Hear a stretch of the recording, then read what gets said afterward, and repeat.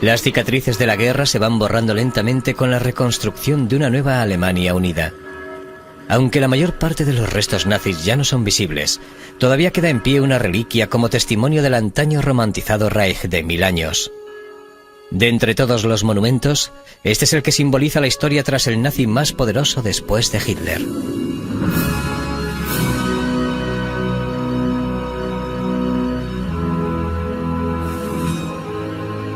El nido del águila, Obersalzberg, la joya de la corona del Tercer Reich.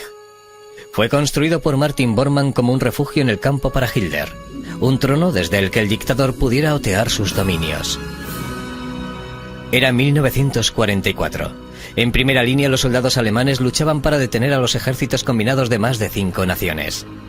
Todo concluiría en menos de un año, pero en el palacial refugio de Obersalzberg hay motivos para celebraciones.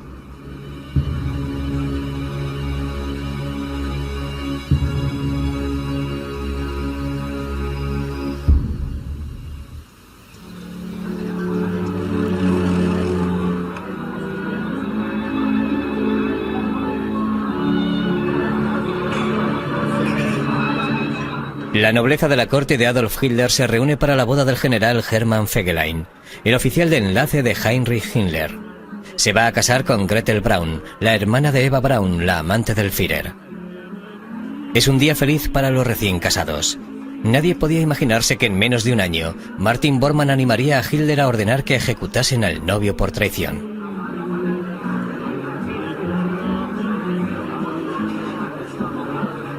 Bormann supervisa todos los detalles de la boda. Como secretario del Führer, su especialidad consiste en controlar el mundo de aquellos a los que sirve diligentemente. Uno de los ayudantes, Rochus Mist, recuerda que Bormann era quien mandaba en Obersalzberg. En el Berghof, Bormann era el amo. Todo lo que hacía en la zona estaba bajo su mando. Todo lo que allí ocurría pasaba antes por Bormann. Todo. ¿Cómo ascendió Bormann para alcanzar tal autoridad? Era poco refinado, no tenía un carácter carismático, era la antítesis del modelo ario y distaba mucho de tener el glamour de un oficial nazi. No era atractivo, no tenía una buena cara y no emanaba personalidad. No era un tipo excepcional. Estos álbumes contienen miles de retratos de líderes del Reich, conservados para la posteridad. Fueron hechos por el fotógrafo de los nazis, Walter Franz. Su recuerdo de Martin Bormann sigue siendo nítido. Uno tenía que respetarlo solo por su posición, no como modelo fotográfico. No era fotogénico. No se esforzaba por destacar. Prefería actuar desde un segundo plano como un hombre poderoso. Era posible fotografiarlo hablando antes con él. No era muy alto, pero tenía un puesto muy poderoso, y todos los hombres del partido tenían que tener cuidado con Bormann para que no los presentase bajo una luz negativa. Siempre existió la sensación de que no se podía confiar en él. Era un intrigante. La actitud general era la de cuidado con Bormann.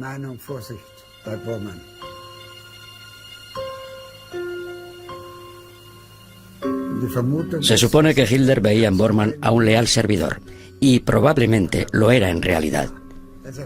Hitler nunca llegó a ser consciente del hecho de que también actuaba independientemente, y de un modo que no correspondía a los deseos del Führer. A menudo pienso en Bormann como el equivalente del Tercer Reich del americano Edgar Hoover. Me refiero a que recababa información personal sobre otras personas. Tenía toda la información sexual sobre Goebbels, sobre sus muchas aventuras con personas. En sus archivos tenía información sobre la drogadicción de Goering y sus excesos sexuales. La recopilaba para poder utilizarla contra sus enemigos. Y lo hacía en el momento propicio.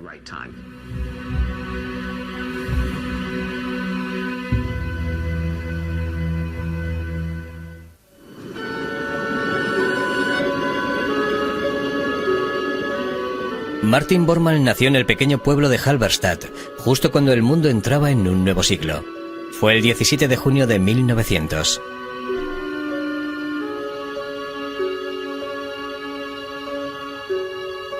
Su madre, Anthony Bormann, una devota luterana, le dio a su hijo el nombre del fundador de su iglesia. Irónicamente, el niño que fue bautizado en honor a Martín Lutero, de adulto llegaría a detestar la religión y un día llegaría a ordenar la persecución oficial de la iglesia. Martin tenía un hermano y 2 medios hermanos. Su padre, Theodor, trabajaba en correos y casi no podía mantener a su creciente familia. Falleció cuando Martin tenía 3 años de edad. Su madre no tarda en casarse con el tío de Martin, recientemente enviudado y con 5 hijos, y la ampliada familia se traslada a la ciudad de Weimar. En la escuela, a principios de la década de 1900, Martin se ve expuesto al germen del nacionalismo fanático. Es un estudiante mediocre y al llegar al 5º curso deja los estudios, sin poder lograr el título de bachiller.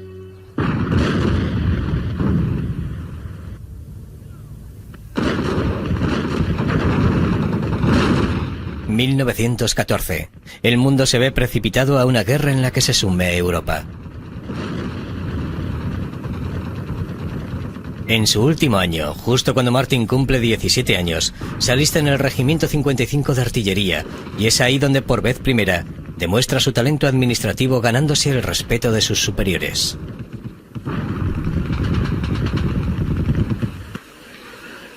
Tras la guerra, la economía de Alemania está en la ruina. Al igual que otros muchos veteranos desilusionados, el objetivo de Bormann es seguir vivo.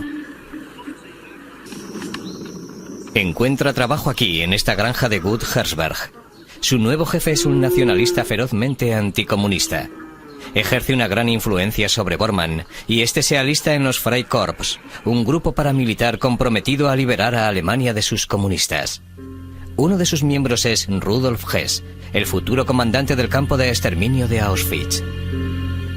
Para demostrar su patriotismo, Bormann ayuda a una banda dirigida por Hess a secuestrar a una exmaestra de escuela sospechosa de traición.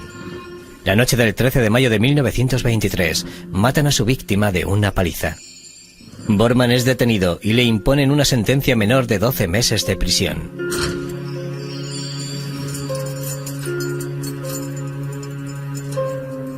En la cárcel, sus opiniones políticas radicales se pronuncian más todavía. Será el año de mayor influencia de su vida.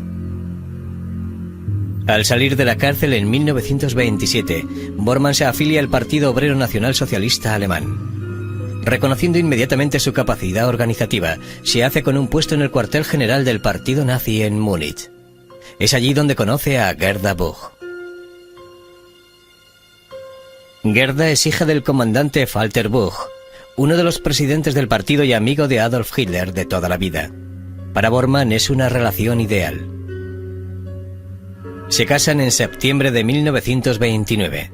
La boda cuenta con la honrosa presencia del líder del partido, que presta a los recién casados su Mercedes negro para la ocasión. Al entrar en la familia Buch, Bormann consigue la posición social necesaria para llegar al poder. La pareja se instala en Icking, una zona residencial de Múnich. Su primer hijo es un niño y Bormann le brinda a Adolf Hitler el honor de ser el padrino. Bautizan al niño con el nombre de Adolf Martin. Pero nunca me llamaron Adolf. En casa me llamaban Krönsi, el príncipe de la corona, el mayor, y luego Martin. En años posteriores, la familia aumentaría con 9 hijos más.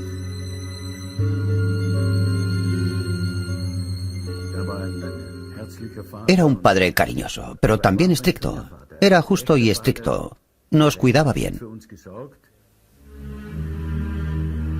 Desde su oficina de Múnich, Bormann administra los asuntos financieros y del partido, aportando su talento a la captación de más afiliados y al aumento de popularidad del partido.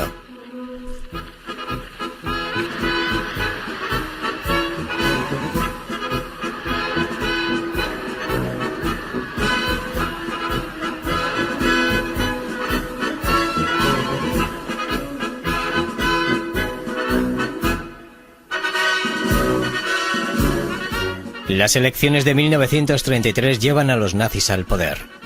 El servicio de Bormann al partido no pasa desapercibido, y Hitler, el nuevo Führer de Alemania, lo designa para ser jefe del gabinete de Rudolf Hess. El nuevo jefe de Bormann es Rudolf Hess, un alemán nacido en El Cairo que pertenece a un selecto grupo de ministros pertenecientes al círculo más allegado a Hitler.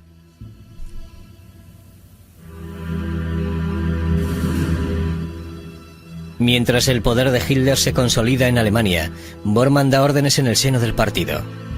Sustituye las tradicionales oraciones diarias en los colegios por eslóganes nacionalsocialistas. Bormann aprueba la retirada de los judíos de distintas prácticas profesionales. Finalmente los obligará a llevar una estrella amarilla que los identifique.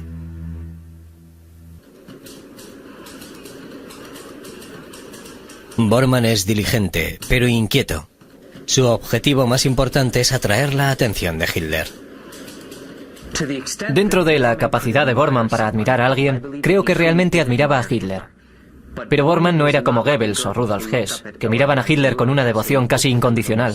Su primera lealtad era consigo mismo. Esa era la persona en la que más se centraba. Pero sabía que Hitler era el camino hacia su meta. Estaba en lo más alto del Reich. Por lo tanto, aceptó a Hitler y lo sirvió lealmente. No hay duda alguna.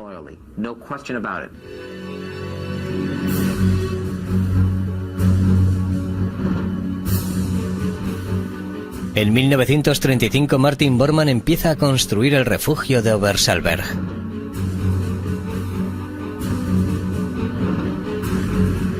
Por primera vez en su carrera puede ejecutar órdenes totalmente por su cuenta. El proceso de construcción pone al descubierto la errática conducta de Bormann. Ordena a los ingenieros que cambien los planos de construcción en el lugar de la obra. Obliga a los residentes de la localidad a trasladarse. Parecía que nada se iba a interponer en el camino de su grandioso diseño. Cuando uno de los terratenientes de la localidad se niega a trasladarse, Bormann no tiene reserva alguna sobre su suerte. Y entonces Bormann ordenó que le escribieran, que le dijeran que iban a llevarlo a un campo de concentración. Y entonces accedió.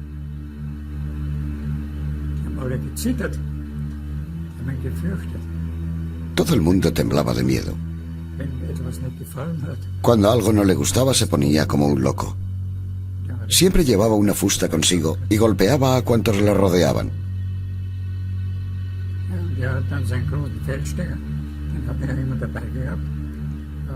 Cogía unos binoculares grandes que siempre llevaba consigo y observaba toda la zona. Siempre buscaba cosas que no le gustaban.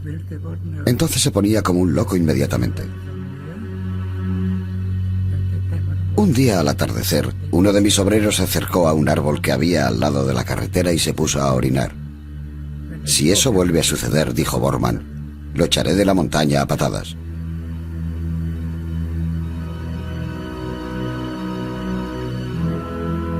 El complejo daba una sensación de extravagancia. Sin embargo, algunas estructuras, así como el laberinto de búnkeres subterráneos, le daban más aspecto de fortaleza que de un refugio en el campo. En el interior, un lujoso ascensor cubierto de latón por dentro ascendía 40 pisos a través de la roca maciza hasta llegar a la cumbre.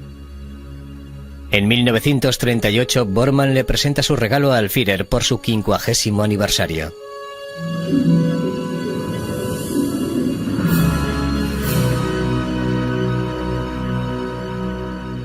En la cima del pico más alto se encuentra la Kelsteinhaus. Sería conocida como el Nido del Águila.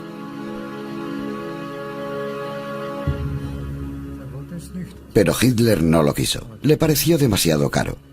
Pero Bormann sí lo quiso. Hitler ni siquiera quiso ir allí. Rehuía el brillo y allí arriba había mucha luz. La oscuridad era lo que le gustaba. Lo que no le gustaba era tener una luz encima. Solo Bormann quería eso. Bormann trata de apaciguar a Hitler. Un día, cuando Hitler está mirando desde el patio Berghof, comenta casualmente que un chalet que hay abajo estropea lo que de otro modo sería una vista impecable. Bormann compra rápidamente a sus ancianos propietarios y derriba la casa. La próxima vez que Hitler admire la vista, verá vacas paciendo en aquel lugar.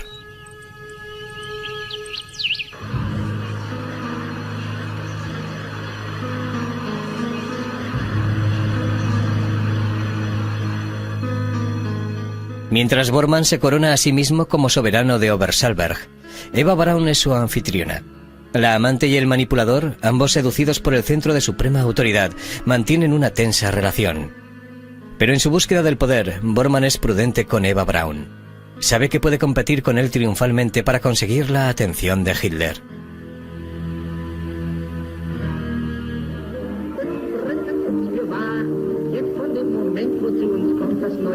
Bormann lleva a su familia a vivir a Obersalberg, con la esperanza de poder pasar más tiempo con ellos, pero pocas veces tiene la oportunidad. El Obersalberg fue creado como una especie de Camp David. Para nosotros los niños fue una época muy feliz. Teníamos a nuestros compañeros de escuela. Los niños con los que jugábamos eran los hijos de los empleados de allí. No teníamos restricciones. Podíamos hacer todo tipo de cosas.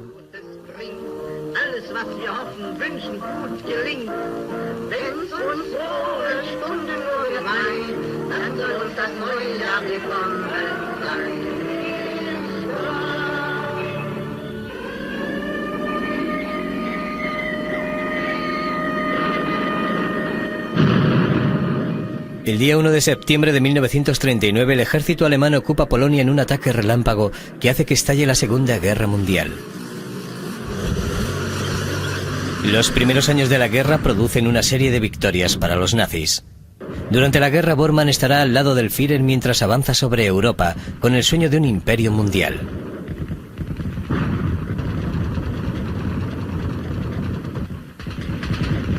En 1941 las bombas alemanas caen sobre Londres hasta obligar a los británicos a aceptar una tregua.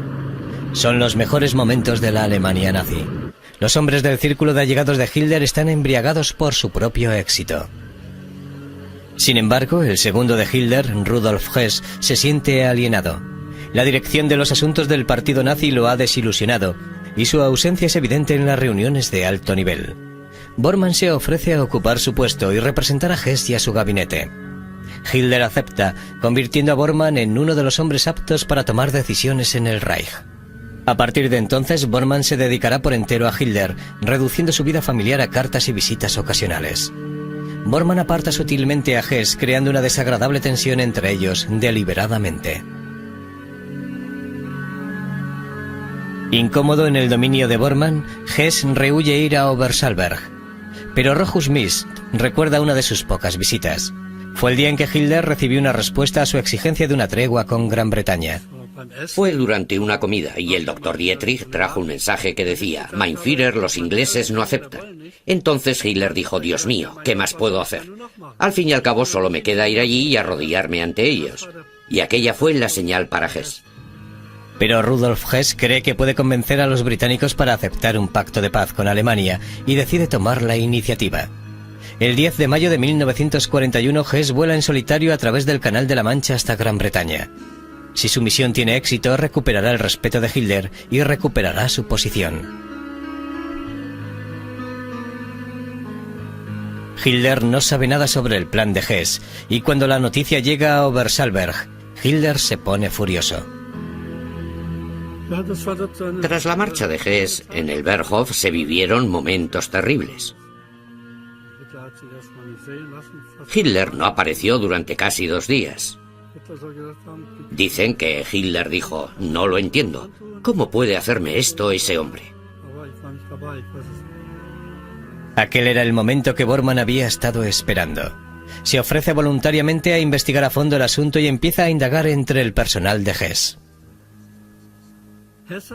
Hess había ordenado a sus hombres que guardaran silencio y eso fue lo que hicieron. Los adjuntos, el sirviente... Al fin y al cabo, el sirviente de Hess lo había organizado todo. Se había encargado de todo.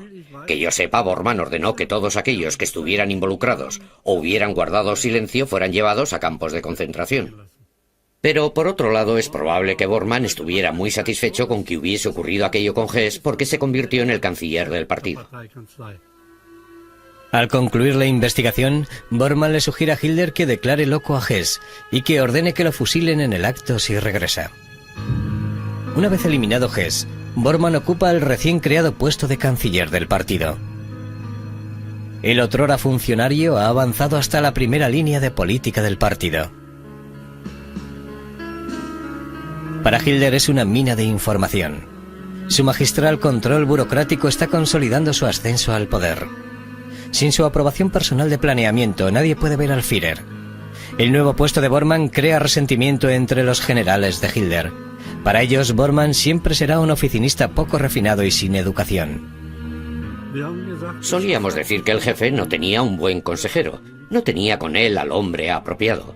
Eso era lo que decíamos entre nosotros, los camaradas, sobre todo los mayores.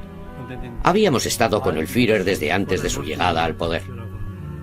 No era el hombre apropiado, realmente no lo era.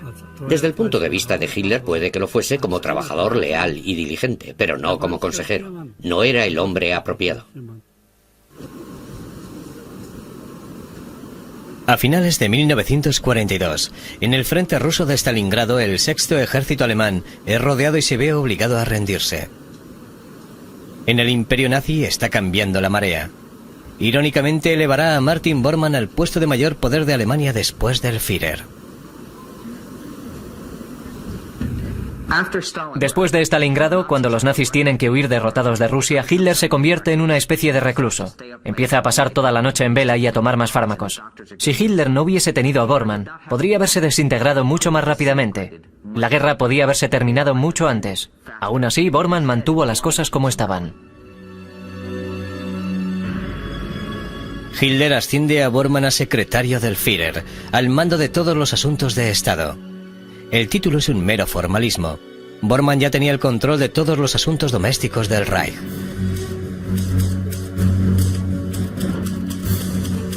Durante los largos años de guerra será él quien se encargue de la agenda del Führer. Bormann aprobará las órdenes de Hitler y delegará responsabilidades con respecto a la solución final del problema judío.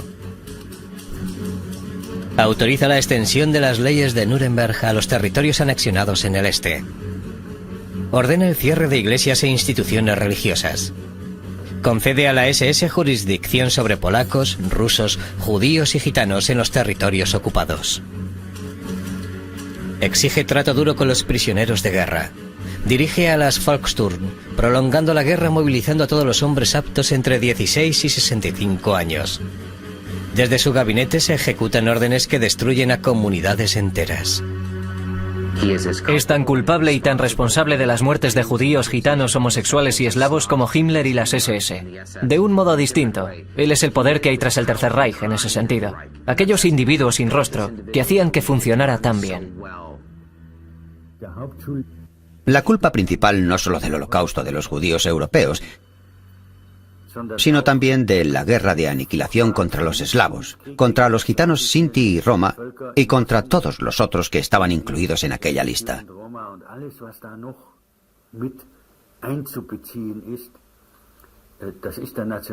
Es de la ideología del nacionalismo.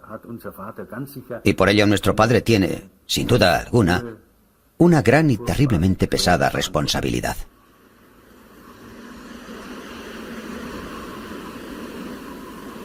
El secretario también dirige la vida privada de su líder.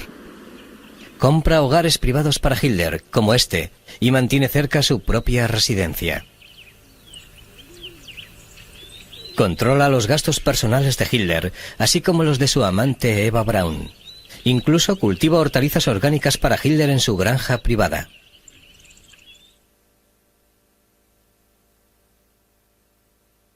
Cuando Hitler padece insomnio, Bormann encarga grandes dosis de fármacos. Hitler depende no solo de sus medicamentos, sino también de su leal sirviente. Bormann filtra informes del campo de batalla susurrando solo lo que el Führer quiere oír, influyendo en él para que tome decisiones irracionales.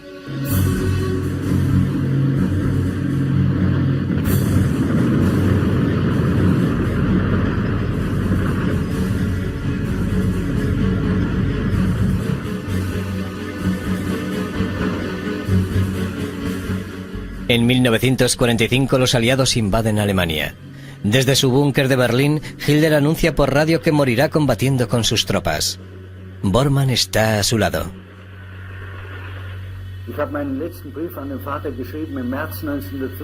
Le escribí la última carta a mi padre en marzo de 1945. También recibí una respuesta que en aquel momento solo fue una imagen para mí. Incluso un león moribundo puede dar terribles golpes con sus zarpas. Eso es lo que escribió. El león era la imagen de los británicos, pero tal vez se refería a su propio Reich. Solo que nuestro animal era el águila, que por entonces ya había caído.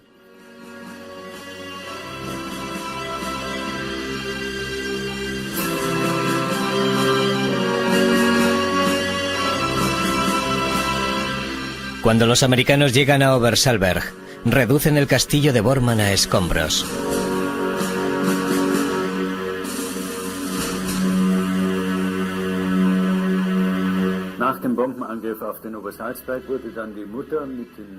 Después del bombardeo de Obersalberg, mi madre, mis hermanos y los niños de las zonas bombardeadas del Ruhrgebiet fueron llevados al sur del Tirol, y así escaparon de la guerra unos días antes, porque el Frente del Sur capituló antes. Luego mi madre tuvo que ir al hospital. Tenía cáncer. Y cuando se dio cuenta de que no mejoraría, le pidió al sacerdote católico del hospital que se encargara de sus hijos.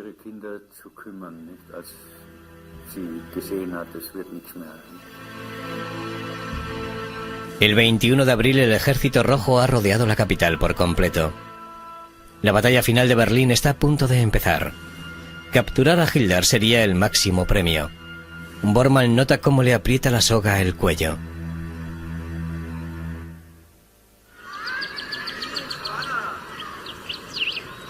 Bajo la superficie de este parque infantil estaba el Führerbunker. El 30 de abril de 1945, solo 39 horas después de haberse casado con su amante de toda la vida, Eva Braun, Adolf Hitler y su reciente esposa se quitan la vida. Yo estaba al lado de la sala de maquinaria cuando oí un disparo.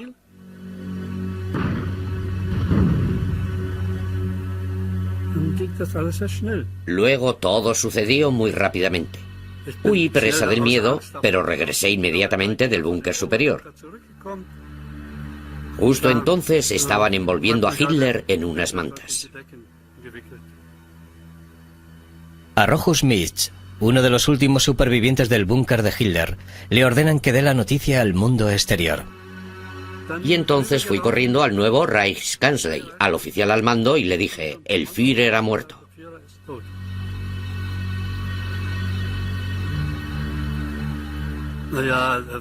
En el búnker el ambiente era de tragedia, un drama. Allí no se veía ninguna cara feliz. Bormann también tenía cara de estar muy asustado.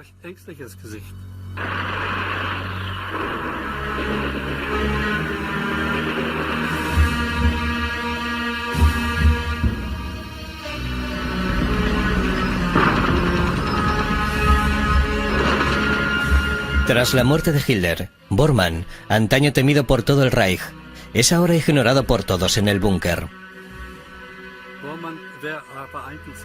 Bormann estaba muy nervioso y estaba tratando de ponerse en contacto con los generales. Pero a ellos no les importaba. Estaba bastante solo. Tras la muerte de Hitler, Bormann no significaba nada.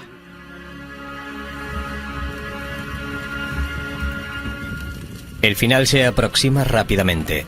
Algunos se suicidan, incapaces de enfrentarse a la destrucción a la que han llevado a su país.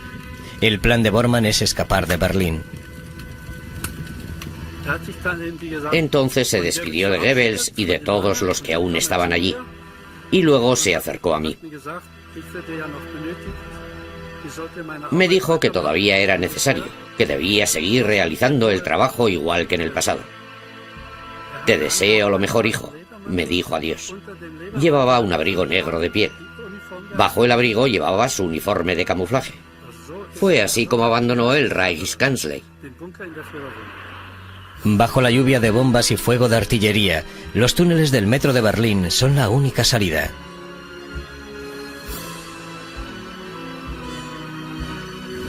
Tiene que ir a una estación de metro cercana, a unos 150 metros de allí, y entrar en la estación. Las tropas rusas están arriba, pero en la estación no hay tropas rusas.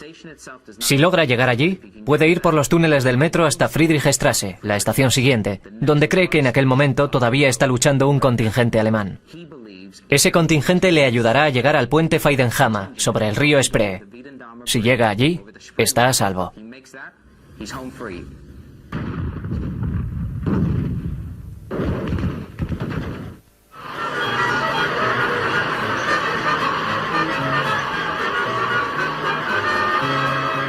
Es el 8 de mayo de 1945. La guerra ha terminado. 1 millón de soldados, antaño orgullosos, están ahora detenidos en campos de prisioneros de guerra. Los aliados comienzan la búsqueda de criminales de guerra.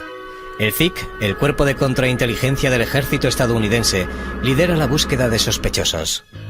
El oficial Arnold Feiss era un agente de campo. Era oficial de operaciones y perseguía personas de un modo activo. Fui una de las personas que sacaron de mi destacamento para averiguar qué le había ocurrido a Adolf Hitler. En relación a eso, perseguí y capturé a un general de brigada de las SS que sacaba el testamento de Hitler del búnker de Berlín. Hitler tenía un testamento político además, en el que nombraba a un número de personas a las que estaban juzgando en Nuremberg y que estaban intentando desvincularse de aquel régimen. Entre los nombres del testamento está el de Martin Bormann. Ahora, el primer juicio de la historia por crímenes de guerra hará público su nombre. 20 de noviembre de 1945. En el lugar en el que antes se decretaban las leyes nazis, están juzgando a los criminales de guerra nazis capturados. Comienza el proceso contra el desaparecido ministro del Reich. Erich Kenka, el chofer de Hitler, estaba con Bormann cuando escaparon del búnker. ¿Qué día vio al acusado Martin Bormann por última vez? Vi al Reichsleiter, al entonces Reichsleiter Martin Bormann, la noche del día 1 al 2 de mayo de 1945, en Bahnhof Friedrichstraße, Puente Feidenhammer. El tanque hizo explosión exactamente en el lado por el que Martin Bormann, Reichsleiter Martin Bormann, iba caminando. ¿Fue tan fuerte la explosión que, según sus observaciones, Martin Bormann tendría que haber muerto en ella? Estoy seguro de que murió debido a la intensidad de la explosión. Sin embargo, el testimonio posterior de Arthur Axmann, el líder de la Organización de Juventudes Hilderianas, parece contradecir la versión que Kenka dio de los hechos. Axmann dijo que vio a Bormann en el puente Fidenstrasse. Había encontrado a 2 cuerpos aparentemente sin vida. Está seguro de que uno de ellos es Martin Bormann.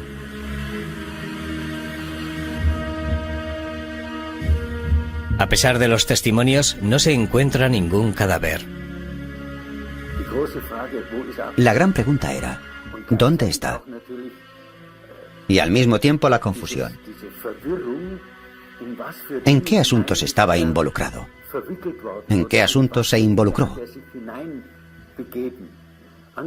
Sobre él pendían 4 acusaciones: preparativos para una guerra de agresión, crímenes contra la paz, crímenes contra la humanidad y crímenes de guerra. El tribunal sentencia al acusado, Martin Bormann, de los cargos que pesaban sobre él y por los cuales ha sido condenado a morir ahorcado.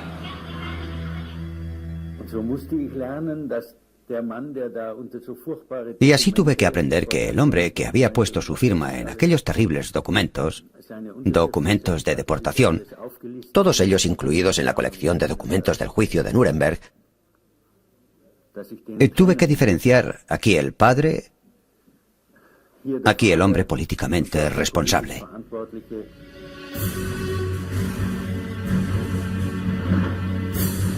Tras el juicio se pegan pasquines de búsqueda por toda Europa y se asignan agentes americanos a la caza del hombre. Pero Bormann no aparece en ningún sitio. Durante los años siguientes, Bormann será visto en todos los rincones del mundo.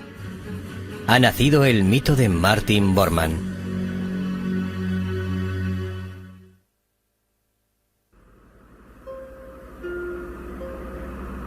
Ha pasado más de una década y sigue sin haber pistas sobre la suerte de Martin Bormann. El caso es archivado y olvidado sin resolver. Parecía que la mayoría de la humanidad quería cerrar el libro de los crímenes de guerra de la Segunda Guerra Mundial. En 1960, con criminales de guerra nazis todavía en libertad, el Estado de Israel se siente obligado a actuar. Agentes del Mossad, el servicio secreto israelí, capturan al coronel de la SS Adolf Eichmann, que se ocultaba en Argentina. La noticia del juicio de Eichmann hace que los fugitivos nazis se metan bajo tierra. Josef Mengele, el doctor del campo de exterminio de Auschwitz, que antes vivía abiertamente en Argentina, se oculta ahora en una granja brasileña. Si Bormann está vivo, ahora ha desaparecido por completo. En 1962, el expediente de Bormann llega a la oficina de Fritz Bauer, un fiscal de distrito alemán. Bauer ordena que excaven el lugar en el que Arthur Axmann testificó haber visto a Bormann por última vez. Pero la excavación no revela nada. Fritz Bauer fallece en 1965, todavía convencido de que Martin Bormann ha eludido a la justicia. Luego, en 1972, unos obreros de la construcción de Berlín hacen un extraordinario descubrimiento. Se desentierran los huesos de 2 cadáveres humanos. El gobierno alemán envía partes de los cráneos para ser examinados por el doctor Hans Riedel, de la Clínica de Policía de Berlín. Riedel compara los dientes con las fichas dentales de su ficha militar.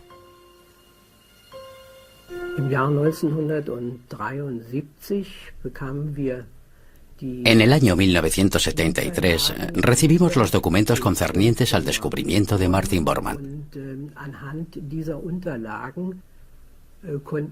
Según aquellos documentos, podíamos realizar la identificación y la comparación.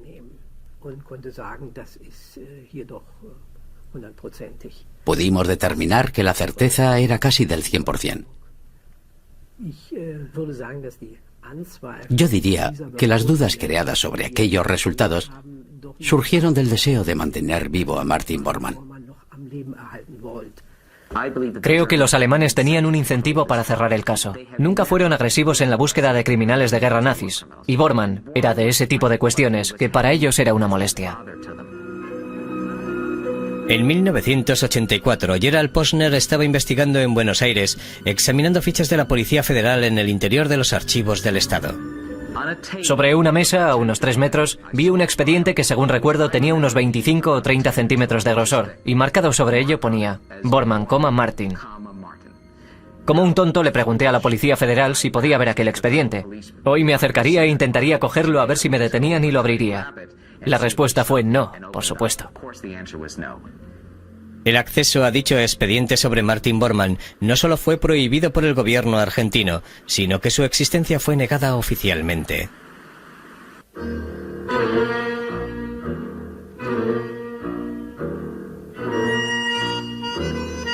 Lejos de la patria, Sudamérica ha ejercido una singular atracción sobre los exiliados del Tercer Reich.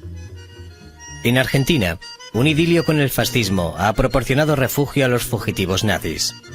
Una vez dentro, desaparecen en comunidades alemanas establecidas con la ayuda del Kameradenfer, una red clandestina de ex-nazis. En este lujoso vecindario vive Wilhelm Sassen, tal vez el testimonio vivo más importante sobre la comunidad nazi en Sudamérica. Comparte los secretos de infames criminales de guerra nazis que encontraron refugio en este apartado continente.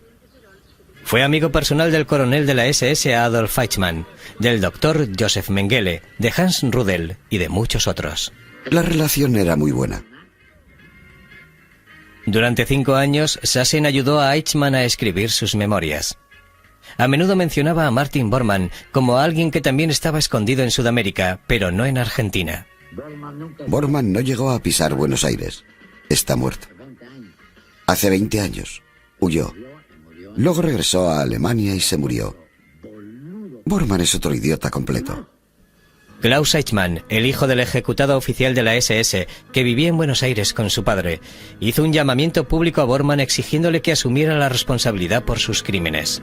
Qué impropio de un hombre, señor Bormann. Aunque lo den por muerto 1000 veces, tanto si aparece como propietario de un aserradero en Chile, o como un ingeniero de minas boliviano, o como un comerciante de café en Brasil, no conseguirá escapar de la justicia. Si puedo contribuir a ello de algún modo, lo haré. De eso puede estar seguro. En 1966 apareció en la televisión alemana. Señor Eichmann, dejémonos de tonterías. ¿Está vivo Martin Bormann? Sí, Martin Bormann está vivo y disfruta de buena salud.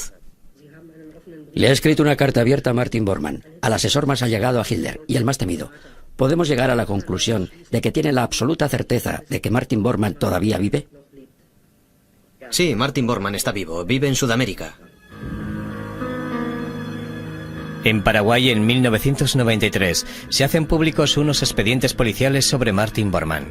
Según dichos expedientes, Bormann falleció en Asunción y fue enterrado en una tumba sin nombre en el pueblo de Ita. El doctor Hugh Thomas manifiesta serias dudas sobre las conclusiones de la investigación alemana con respecto a los huesos desenterrados en Berlín. El cráneo de Bormann se encontraba al igual que todos sus huesos en arcilla roja.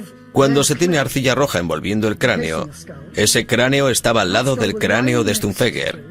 Y sin embargo, el cráneo de Stumpfegger se encontraba, al igual que todos sus huesos, en arena amarilla. La tumba era de arena amarilla. En esa parte de Berlín no hay arcilla roja, ni en ninguna parte de Berlín que yo sepa. Y he vivido allí. Por lo que, en esencia, tenemos una situación muy peculiar en la que tenemos arcilla roja en un cadáver, salpicando todo el cráneo. De hecho, envolviendo el cráneo, y sin embargo, esa arcilla roja no se ve en ninguna parte del entorno. Se sabe que hay arcilla roja en Ita, en Paraguay. Y de hecho es allí donde el expediente de la policía de Stroessner sugiere que estaban presentes en el entierro de un hombre que pensaban que era Bormann.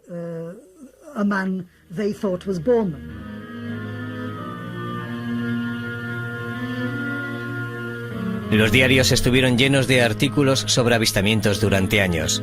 Su enigma ha disparado la imaginación de muchos, haciendo borrosa la línea que separa al mito de la realidad. También existe el otro rumor, el de que supuestamente viajaba de Chile a Argentina y creo que a Bolivia. Eso también encaja en el juego. Al fin y al cabo, en aquella época existían aquellos regímenes fascistas en Sudamérica. Hubo otro rumor que decía que mi padre había muerto supuestamente en la casa del cónsul de la República Democrática Alemana de Asunción, las cosas más disparatadas.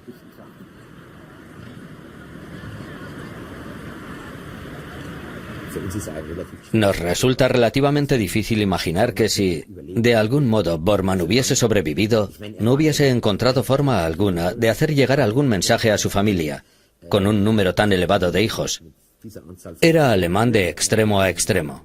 Ese aspecto personal también le da certeza al hecho de que no sobrevivió el año 1945. Ningún centro debería realizar en exclusiva un análisis en un caso de tal importancia histórica. La presión para reconstruir imaginativamente ciertos aspectos del caso es demasiado grande para permitir la intervención de la posibilidad. Debería haber al menos 2 centros, y en ese aspecto yo habría sugerido y lo sugería a Oxford como uno de dichos centros. Y al menos 2 centros harían que la posibilidad de que un informe fuera falsificado o construido imaginativamente o llámenle como quieran fuese casi nula. No es solo una cuestión técnica, además es una cuestión de justicia. La gente dice, ¿por qué preocuparse? Seguirle el rastro y conseguir la historia completa y veraz de lo que le sucedió a alguien tan clave como Martin Bormann es hacer justicia al registro histórico y al recuerdo de aquellos que fallecieron, porque en este caso existe la obligación de decir la verdad.